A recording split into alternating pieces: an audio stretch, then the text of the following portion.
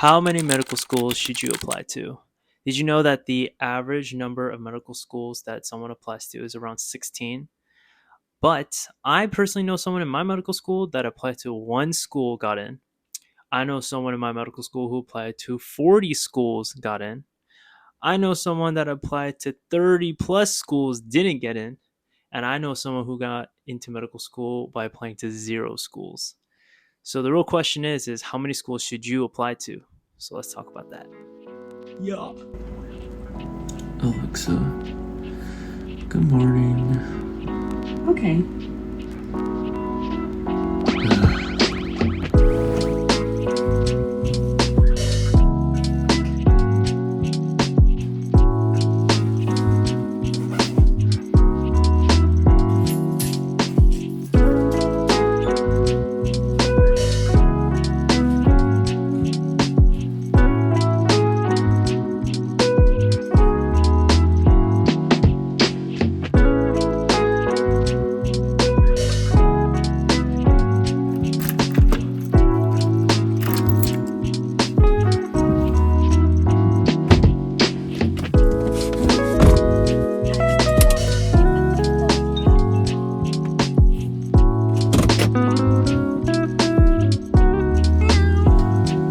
Hi, kitty.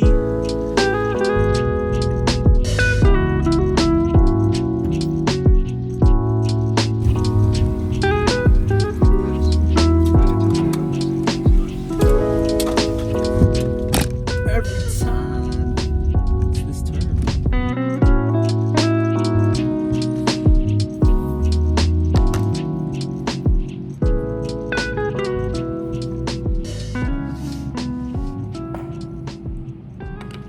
I don't know if you guys can tell, but I'm so tired. I am officially halfway through my first week of legit medical school. So, not like orientation stuff, but classes. And you know how people tell you it's going to be a lot? Yeah, it's a lot. Yeah. So, I got to finish my embryology lecture, and then I got to start fundamentals of medical science, which I have not started at all. But I have clinical skills for vital signs and workshops and stuff like that later in the afternoon, evening ish. And then, as a way to treat myself for getting halfway through, I'm going to be going to an Albany food festival at the Egg, which is where I have my not my I always call my graduation. Maybe I just want to graduate. I just um, but yeah, it's gonna be at the Egg, which is where I had my white coat ceremony. So every year, around 50 to 60,000 applicants apply to USMD schools, and the average acceptance rate per medical school is around a 5.5%. Here's the kicker, okay? Because out of the 50 to 60,000 applicants in the U.S., around 40 to 42% get in every year. Isn't that crazy? Like, that's like a really high number. It's almost 50% every year. And I think it's because I had to, I juked myself out because I was like saying 40 to 42%. And I know because I've like looked at this multiple times, like I've looked into it. And I'm still so shocked that I had to double check that it was actually 40 to 42%. So yes, this number it's a little fudgy. It's a little mysterious. So we're gonna go into that, and I'm gonna study first because I am very stressed. Um, and then I'll catch you on the flip.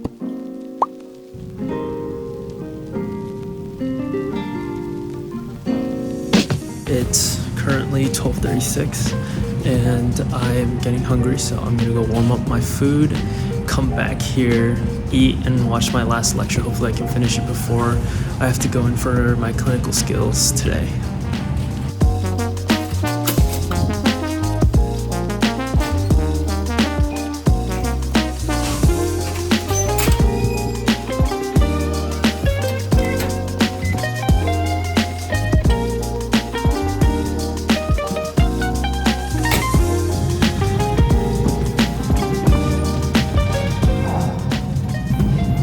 I was going to watch another lecture while I eat, but I think that would make my day a little too sad. So I'm gonna watch some indulgence on YouTube.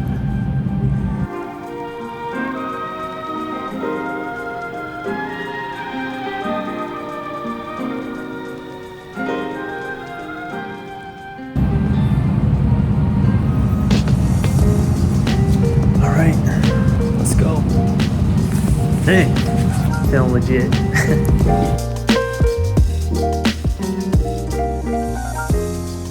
If I could get your arm free and you can just rest it on the table here. I realize I don't have a timer. Hold on. Or is there a clock? Okay, looks good. Looking healthy, my good sir. Appreciate it.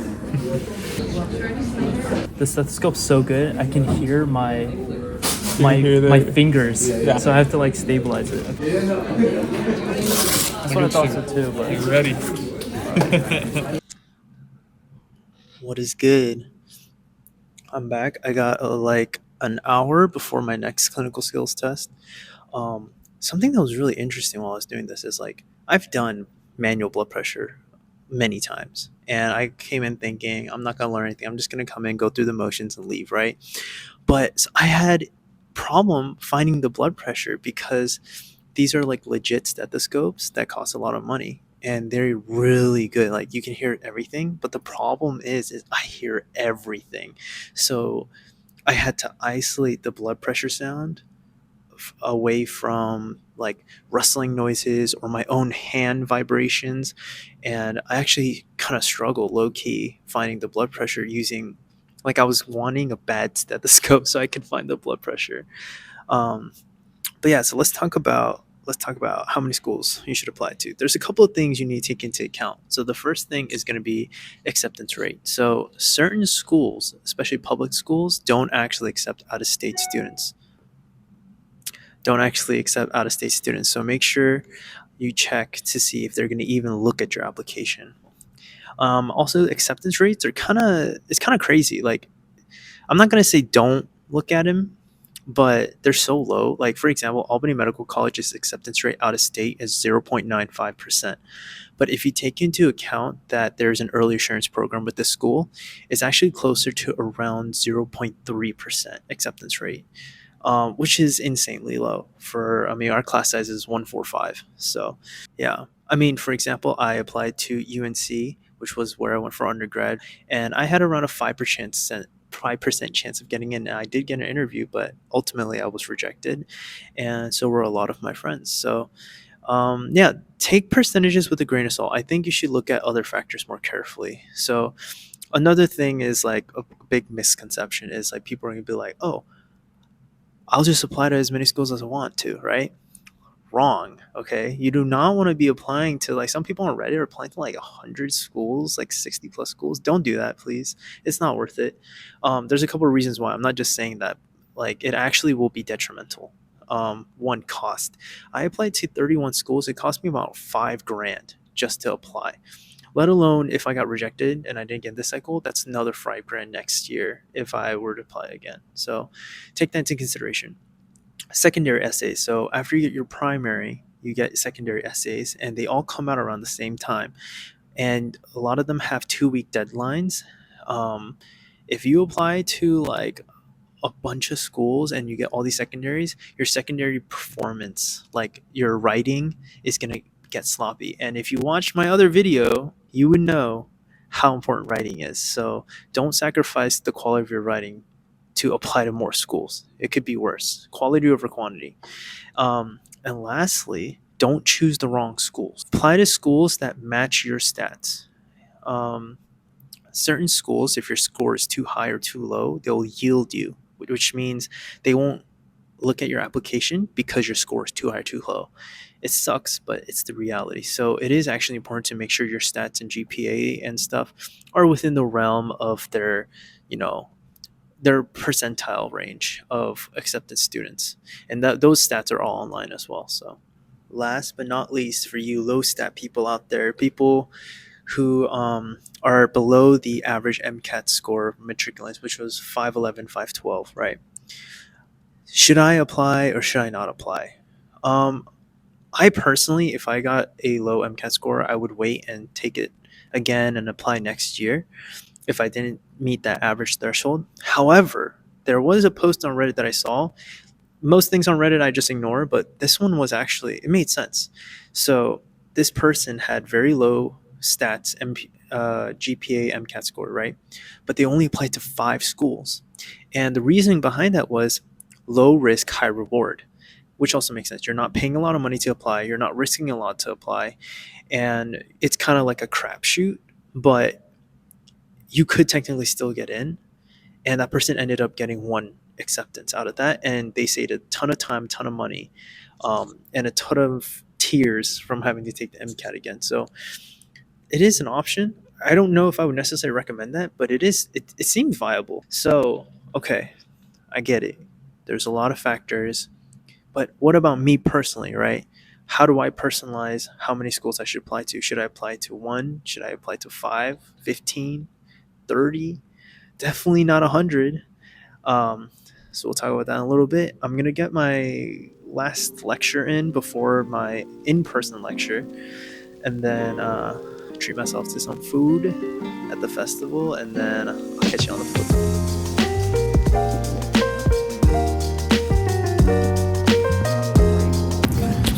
All right, so I just got back from that interviewing 101 course.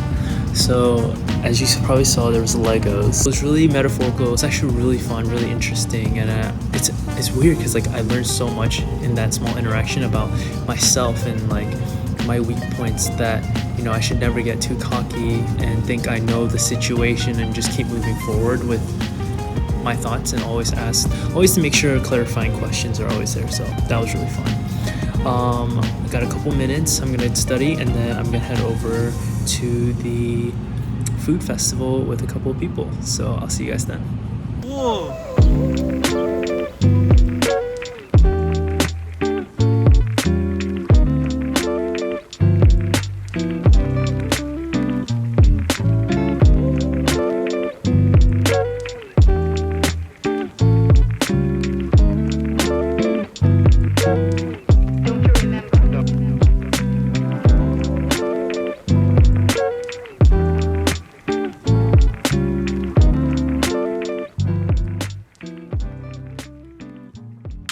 What is good?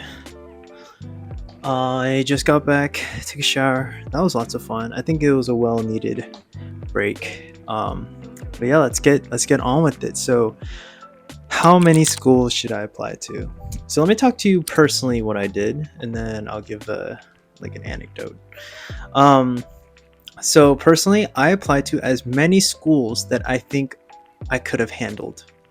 I worked full time at a Korean barbecue restaurant as a server, and that helped me pay for my rent and also the application fee.